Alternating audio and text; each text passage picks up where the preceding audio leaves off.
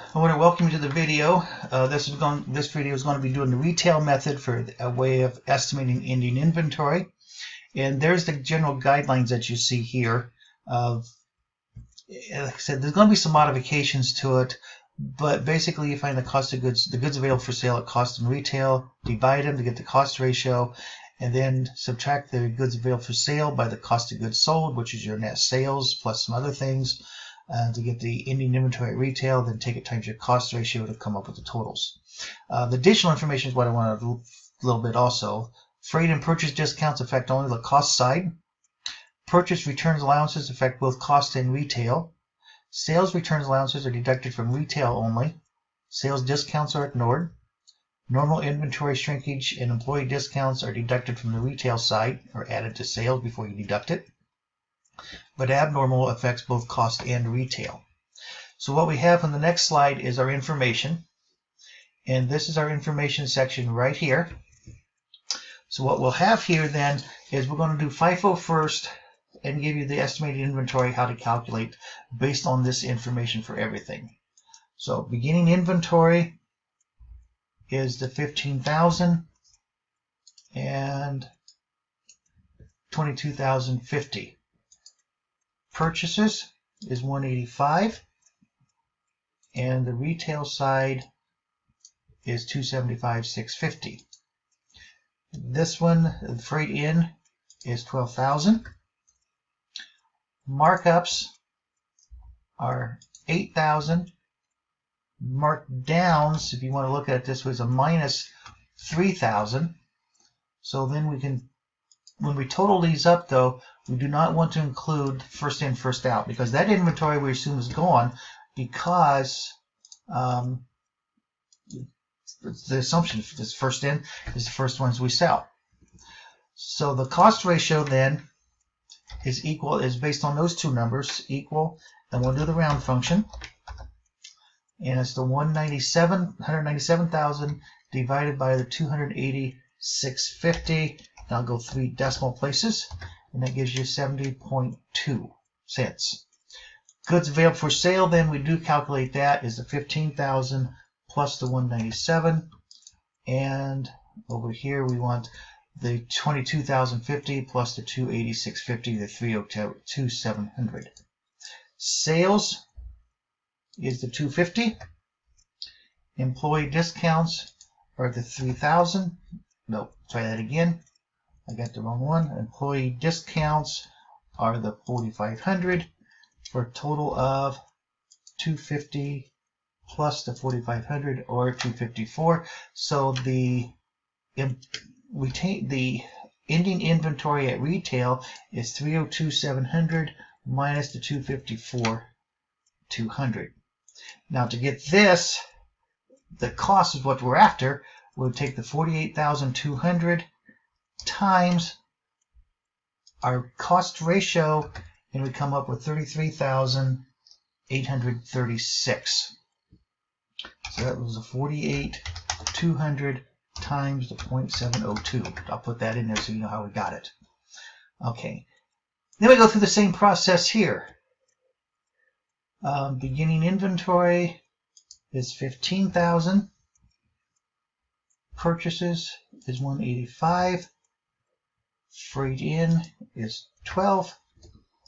And then we go to the retail side. We have the 2250. Purchases is 275, 650. Markups 8,000. Put this one in as a minus 3,000. Now that's the same as we did before. The difference here though is that the beginning, for the weighted average, the beginning inventory is included into the sum. Okay, remember under FIFO it was not, under this one it is. So the cost ratio then is equal to, again we use the round function, I like using the round function, the 212 divided by the 302,700, comma 3, and that gives you 70%. Okay, then our sales were 250. Employee markdowns were 4,500. Add those two together. So ending inventory at retail is the 302,700 minus the 254, and we get the 48,200. And then we take equal the 48,200 times the 70%, and that gives us 33,740. Okay, so that gives us the 48,200 times 0.70. And that's how that one came about. Okay, you notice all these are about the same. It's just a matter of how you calculate your cost ratio. For the beginning inventory, we have 15,000. Hit the wrong button. And 2250. Now we need a cost ratio for this one because it's assuming, let's do the round function before I forget, that because it's last in, first out, we still may have these here. So we'll divide these two out for 3. So that gives us 68%.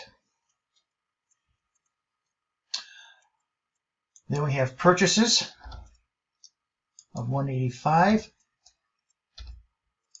That one is straight in is 12. The cost, the retail side is 275. Markups 8,000. Markdowns is a minus 3,000. Then we add these up, just like we did before. Only those numbers there. And I forgot to take this one off. Looks like that was the one I did earlier, 280,650. Okay, so we equal round 197 divided by 280,650, comma 3, 702. Notice this should be the same as you have here. Now the goods available for sale, we add those again, we add them together, so we have the 15,000 plus the 197, and then we have the 2250 plus the 280,650, gives us 302.70, just like we did before. Sales is done the same way. Is the 250. Employee discounts is the 4,500. That's those two added together. And then we'll take the 302,750 minus the 254,500 to get 48,200. That number should start to look familiar. Now this one's going to be a little different. We bring down the beginning inventories because we increased, so we bring them down. If we went down, we'd take our ending inventory times 68%. But since we increased, we bring them down. Then we see how much more do we need? Well, we had 48,200 minus the 2,250, so we need another $26,150. And the cost ratio for this one is this 70.2%. So what we'll do is we'll take this 26,150 times the 70.02 to get 18,357, or a total of 33,357. And that is our ending inventory at cost. And that's the number we're looking for. And if you want to, you can add this up, and that total should equal the 48,200. Okay. Lower of cost of market. Beginning inventory, 15,000. Purchases, 185,000. Freight in is 12. Okay. Retail, beginning inventory is 22,050. This one is 275,750, just like before. Markups is the 8,000. Now the difference on this one is we do not include the markdowns. So we have goods available for sale here. We want to add everything together, just like we did in retail, the average method. Some that call it lower cost of average, lower cost of market. Okay.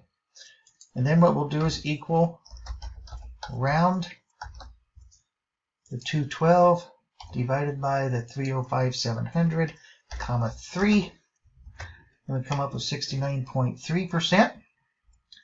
And our sales still are at 250. Employee discounts are at 4,500. We add those two together just like we did before. And then we subtract that from the 305,700. Oh, I forgot something. Markdowns, sorry. Markdowns, 3,000. We had markdowns are included down here. Okay, now we subtract the 305,700 minus the 275, 48,2. And then we take the 48,2 times our cost ratio, and we come up with 33,403. Okay, the difference, notice they're all done about the same way, except one little subtle differences. On the FIFO method, you do not include beginning inventory in your calculations, just for the goods available for sale, but not in your cost ratios whatsoever.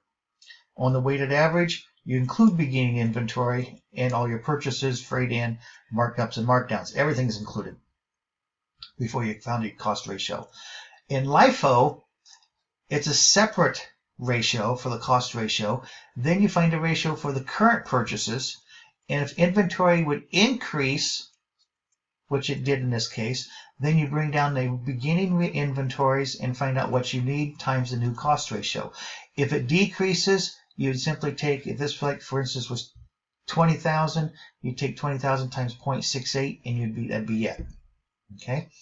For the lower cost of market, it's done like the weighted average method, with the exception markdowns are included with the sales as an increase in your sales account. So your cost ratio is calculated before you include the markdowns.